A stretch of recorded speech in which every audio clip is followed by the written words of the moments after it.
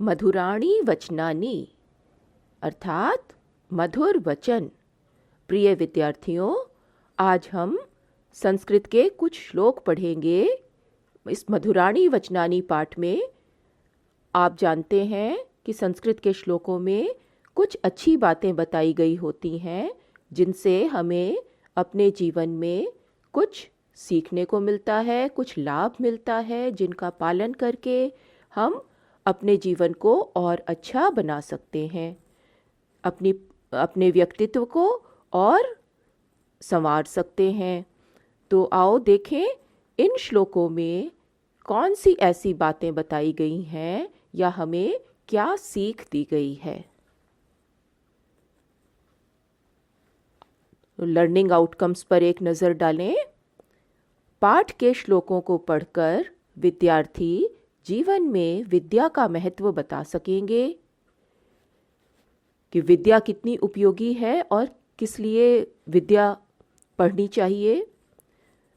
मीठे वचन बोलना अन्य श्रेष्ठ कार्यों के समान ही आवश्यक है, इस बारे में लिख सकेंगे।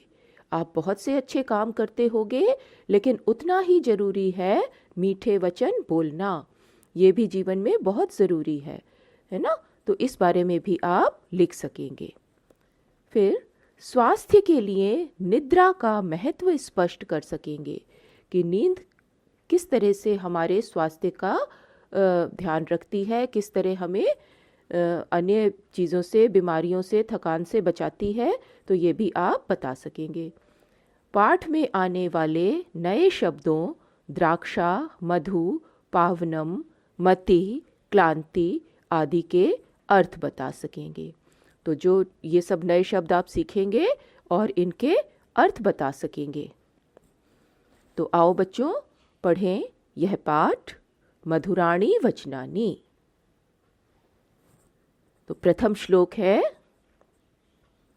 मधुरा शर्करा द्राक्षा मधुरा मधुरम मधु, मधुरम मातृतुल्यम तु त्रैलोक्ये अपि न किंचन।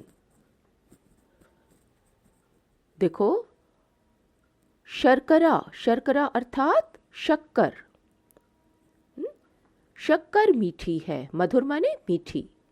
द्राक्षा मधुरा, द्राक्षा यानी किशमिश, किशमिश मीठी है। मधु मधुरम, शहद मीठा है। तो इस तरह से इसका अर्थ हो रहा है। आप जानते हो कि श्लोक का अर्थ करने के लिए जिस प्रकार हिंदी में अर्थ करते हैं, तो शब्दों को एक अलग क्रम में लगाना होता है, शब्दों के क्रम में कुछ बदलाव आ जाता है। तो यही अन्वय है। तो एक बार अन्वय पढ़ते हुए इसका अर्थ करें। शर्करा मधुरा, शक्कर मीठी है। द्राक्षा मधुरा, किशमिश मीठी है। मधु मधुरम भवति, और शहद मीठा होता है। मधु माने शहद और मधुर माने मीठा। मातृतुल्यम मधुरम, मातृ, मातृ यानी माँ, मातृतुल्यम मधुरम, माँ के समान मधुर तो त्रैलोक्य, तीनों लोकों में किंचन अपि न, कुछ भी नहीं है। माता के समान मधुर तीनों लोकों में कुछ भी नहीं है। तो बच्चों इस श्लोक में क्या बताया कि संसार में बहुत सारी अच्छी चीज़ें लगती हैं, लेकिन माँ के समान प्यार करने वाला, माँ के समान आपका ध्यान रखने वाला, माँ जैसा कोई भी नहीं है। तो इस श्लोक में आपने माता के बारे में जाना कि हर दूसरी अच्छी चीज़ों से जो भी अच्छी लग सकती हैं, उनसे भी अधिक प्यार देने वाली अच्छी माँ होती है। तो इसमें जो नए शब्द आए हैं उनका ध्यान रखें। शर्करा या शक्कर, और द्राक्षा, द्राक्षा यानी किशमिश, और मधु, मधु का अर्थ है शहद। त्रैलोक्य, तीनों लोकों में, और किंचन, किंचन का अर्थ है कुछ। यहाँ त्रैलोक्य अपि दो शब्दों को जोड़कर भी लिखा गया है श्लोक में। तो आप देख सकते हो कि नीचे उसका संधि विच्छेद दिया गया है। त्रैलोक्य, तीनों लोकों में, प्लस अपि, अपि माने भी। श्लोक में दोनों को जोड़कर लिखा गया है, संधि कर दी गई है। दूसरा श्लोक देखें। निद्रा दूर्यते चिंताम, निद्रा दूर्यते व्यथाम, निद्रा दूर्यते क्लांतिम, निद्रा दुख विनाशिका। तो इसमें नींद के बारे में बताया है, जैसा कि आपने लर्निंग आउटकम देखा था कि नींद का क्या महत्व है हमारे जीवन में, नींद क्या क्या करती है। निद्रा चिंताम दूर्यते, अन्वय के साथ अर्थ देखें। नींद चिंता को दूर करती है। कोई चिंता है, कोई फिक्र है, लेकिन आप सो जाते हैं तो आपकी चिंता दूर हो जाती है, और सुबह उठने पर या नींद से सोकर उठने पर वो चिंता उतनी नहीं रहती जितनी पहले थी। नींद चिंता को दूर करती है। निद्रा व्यथाम दूर्यते, व्यथा यानी कष्ट, पीड़ा, कोई भी और कोई तकलीफ है तो नींद उस कष्ट को भी दूर करती है। निद्रा दूर्यते क्लांतिम, निद्रा क्लांतिम दूर्यते, क्लांति यानी थकान, नींद थकान को दूर करती है। निद्रा दुख विनाशिका, और नींद दुख का विनाश करने वाली होती है।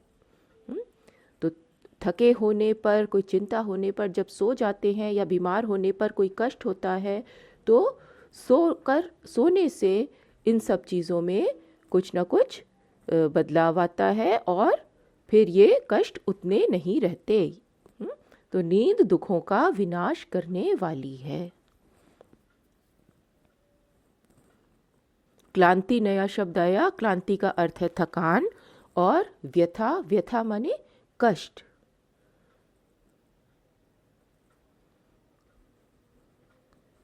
विद्यया वर्धते तेजः, विद्यया वर्धते वपुः, विद्यया वर्धते वीर्यं, विद्यया किं न वर्धते। विद्यया तेजः वर्धते, विद्या से, बच्चों विद्या शब्द में तृतीया विभक्ति है यहाँ। विद्या से तेज बढ़ता है। तेज क्या कि आपके स्मार्टनेस बढ़ती है, जो चमक बढ़ती है आपके फेस पर। विद्या से तेज बढ़ता है। विद्यया वपुः वर्धते, विद्या से शरीर बढ़ता है। विद्यया वीर्यं वर्धते, विद्या से वीर्य, वीर्य अर्थात बल बढ़ता है। विद्यया किम न वर्धते, विद्या से क्या नहीं बढ़ता, अर्थात विद्या से सब कुछ बढ़ता है। विद्या हमें हर चीज़ के बारे में समझ देती है, तो उस प्रकार हमारा हर प्रकार से लाभ होता है। तो तेज, तेज का अर्थ है चमक, जिसे आप ग्लो भी कह सकते हैं कि फेस पे ग्लो आता है जब नॉलेज होती है, जब ज्ञान होता है, तो आप है ना अलग से व्यक्ति स्मार्ट लगता है। वपुः, वपुः माने शरीर, और वीर्यम, वीर्यम का अर्थ है बल। मधुरम मधुरेभ्यो अपि मंगलेभ्यो अपि मंगलम, पावनम पावनेभ्यो अपि मधुरवचनम केवलम। देखो मीठे वचन की बात की जा रही है कि मीठे वचन कैसे होते हैं। बच्चों श्लोक में आप देख रहे हो मधुरेभ्यो पी, है ना, मधुरेभ्यो के बाद एक एस जैसा साइन है ना, ये छोटे अ के लिए आता है। जब दो शब्दों को आपस में मिलाकर लिख दिया तो छोटे अ की साउंड बीच में ही चली गई, और इस प्रकार इसे ऐसे लिखा जाता है। तो नीचे आप संधि विच्छेद देख सकते हो, मधुरेभ्यः प्लस अपि, फिर इसी प्रकार मंगलेभ्यः प्लस अपि, और पावनेभ्यः प्लस अपि। मधुरेभ्यः, मंगलेभ्यः और पावनेभ्यः में पंचमी विभक्ति का बहुवचन है। मधुरेभ्यः अपि मधुरम। अन्वय देखें, मधुरेभ्यः यानी मीठों से भी मीठा, मीठों से भी मीठा। मंगलेभ्यो अपि मंगलम, मंगल माने कल्याण करने वाला, तो कल्याण करने वाली वस्तुओं से भी ज़्यादा कल्याण करने वाला। पावनेभ्यः अपि पावनम, पवित्र वस्तुओं से भी अधिक पवित्र। केवलम मधुर वचनम, केवल मीठे वचन होते हैं। तो मीठा बोलना कितना आवश्यक है, कितना महत्वपूर्ण है, ये बताया जा रहा है कि मीठी वस्तुओं से भी ज़्यादा मीठे लगने वाले होते हैं मधुर वचन। जो भी भला करने वाली कल्याणकारी वस्तुएं, उनसे भी ज़्यादा कल्याण करने वाले होते हैं। और पवित्र वस्तुओं से भी ज़्यादा, यानी मीठा बोलना भी बहुत अच्छा है, बहुत आवश्यक है। तो मधुर वचन का महत्व बताया और शब्दों के अर्थ आप याद रखेंगे। पावन, पावन माने पवित्र, और मंगल, मंगल माने कल्याण करने वाला। तो बच्चों, आपको श्लोक समझ भी आ रहे होंगे और अच्छे भी लग रहे होंगे। छोटे छोटे श्लोक हैं और बहुत अच्छे अर्थ बताए जा रहे हैं इनमें। तो 5वां श्लोक देखें। विदेशेषु धनं विद्या, व्यसनेषु धनं मतिः, परलोके धनं धर्मः, शीलं सर्वत्र वैधनम्। देखो, इसमें कई चीज़ों का महत्व बताया इस श्लोक में कि कौन सी वस्तु कहाँ महत्वपूर्ण है, कहाँ काम आती है, कहाँ उपयोगी होती है। इसी प्रकार उसको जान लें। विदेशेषु विद्याधनम, अन्वय देखो। विदेशेषु, विदेशों में, विद्या धन है। विद्या ही धन होती है, अर्थात विद्या ही काम आती है। जो जितना विद्वान होता है वो दूसरे देश में जाकर भी उस प्रकार अपने लिए सभी परिस्थितियां सरल बना लेता है, सब लोग उसका सम्मान करते हैं। तो विदेशों में विद्या ही धन होती है। व्यसनेषु मतिः धनम। व्यसन, व्यसन अर्थात संकट में। व्यसन का अर्थ बुरी आदत में भी लिया जाता है। तो बुरी आदत के समय या गलत काम के समय या संकट के समय मति ही धनम, बुद्धि ही धन है, जो आप उस संकट से दूर निकालती है, बचाती है या बुरी आदतों से बचाती है। तो व्यसनेषु मति ही धनम, संकट के समय बुद्धि ही धन है। मति का अर्थ है बुद्धि, अर्थात मति काम आती है। धन कहने का अर्थ है जो उस समय सबसे ज़्यादा काम आने वाली वस्तु है। परलोके धर्मः धनम, परलोक में अर्थात मृत्यु के बाद धर्म ही धन है। जब मृत्यु हो जाती है किसी व्यक्ति की तो उसके सारे पैसे, सब संपत्ति, सब यहीं छूट जाती है और वो परलोक में चला जाता है, ऐसे माना जाता है। तो परलोक में कौन सी वस्तु उसके काम आती है? आपने सुना होगा कि जो अच्छे काम उसने किए होते हैं वही पुण्य होते हैं और पुण्य उसके काम आते हैं। अगर बुरे काम करता है तो पाप मिलता है और पाप का फल उसे बुरा भोगना पड़ता है। तो परलोक में अर्थात मृत्यु के बाद धर्म ही धन है। धर्म के जितने अच्छे काम किए हैं उसने, जो भी, वही उसके काम आते हैं। शीलम सर्वत्र वैधनम।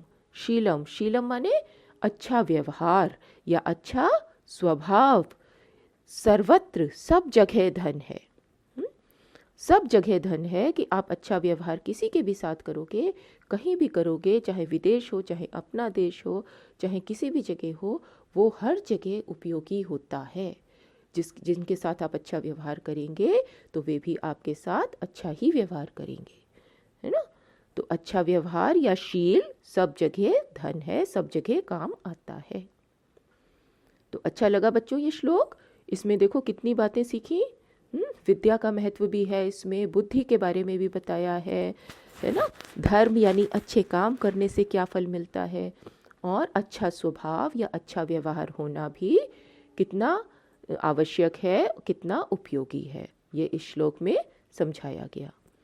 तो व्यसन का अर्थ संकट है ना, और बुरी आदत भी इसका अर्थ होता है। शील का अर्थ है स्वभाव और मति बुद्धि।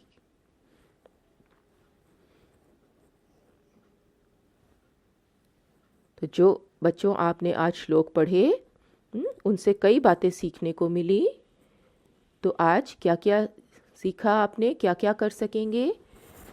अब इन श्लोकों को पढ़कर आप सभी जीवन में विद्या का महत्व बता सकेंगे कि विद्या किस काम आती है, क्या महत्व है। मीठे वचन बोलना अन्य श्रेष्ठ कार्यों के समान ही आवश्यक है, इस बारे में लिख सकेंगे। स्वास्थ्य के लिए निद्रा का महत्व स्पष्ट कर सकेंगे और पाठ में आने वाले नए शब्दों, जो आपने नए शब्द सीखे हैं, द्राक्षा, मधु, पावनम, मति, क्लांति, है ना, और भी कुछ शब्द सीखे हैं, इन सब के अर्थ बता सकेंगे। तो बच्चों ये श्लोक बहुत अच्छे हैं, इन्हें याद कर लेना, इनका अर्थ भी याद कर लेना। तो आज का पाठ यहाँ समाप्त होता है। धन्यवाद।